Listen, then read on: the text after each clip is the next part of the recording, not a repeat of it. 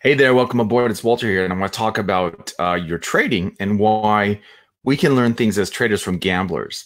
Some people think that it's ridiculous to compare gambling to trading, and I think that it makes sense in some instances.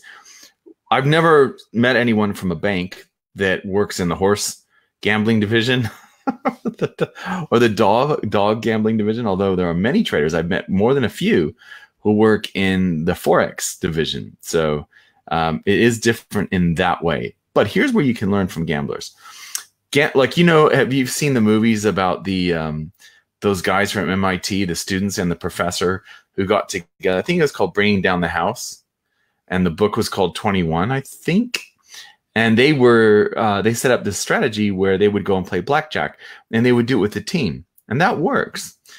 All they're doing is taking advantage of a shift in the odds in the deck of cards. So if you can count what's going on the deck of cards, or 7 decks or 9 decks or however many decks they're playing with, once you know what's going on in terms of the shift, you know when the odds are slightly in your favor, and that's how they would take advantage of that and make a bunch of money.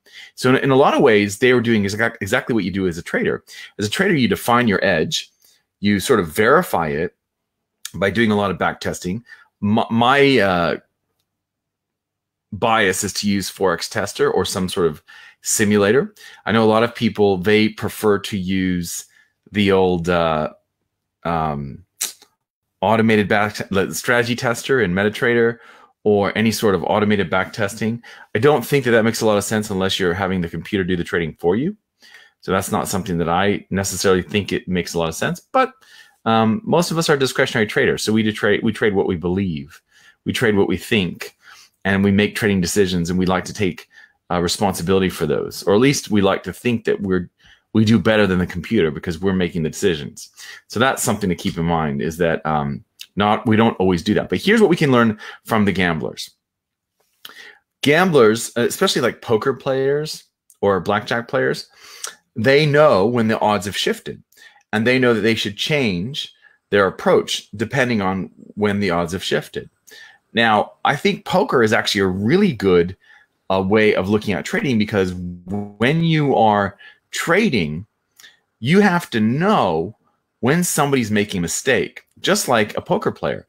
A poker player will know, like they'll try and read somebody and figure out what kind of hand are they holding based on the way that they read that other player. And we can do the exact same thing with traders. Oh, by the way, if you're interested in using what other traders in the markets are telling us, you can go to nakedtradingclass.com. That's nakedtradingclass.com, and learn more about the 3 ways that you can increase your small account quickly, grow a trading account rather quickly.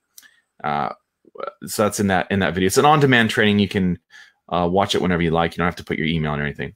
So when I see a bunch of traders in the retail space, which is what we're all competing in, and make no mistake, we make our money from other traders. We don't make our money from the broker. You make your money from other traders who make their mistakes. So one consistent mistake that traders make is that they all go in against the trend. They try and pick the turning point of the trend.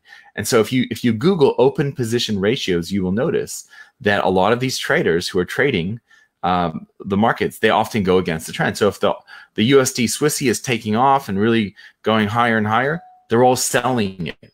So that's something that you can keep in mind as well. So what I would do is, if I were you, is find a chart that's trending, and then Google the open position ratios and make sure that you know when all of the traders are piled in on one way going against that trend. That is a beautiful trend to ride, and you'll often find that it'll make very shallow retracements and extend further in the trend when, say, over 70 or 80% of the retail traders are all in going against the trend. It's a great indication of the strength of the trend, better than any technical indicator I've found. So hopefully that helps. I wish you happy trading. If you'd like to learn more about this, you can go to nakedtradingclass.com, and we'll see you soon. Okay, bye.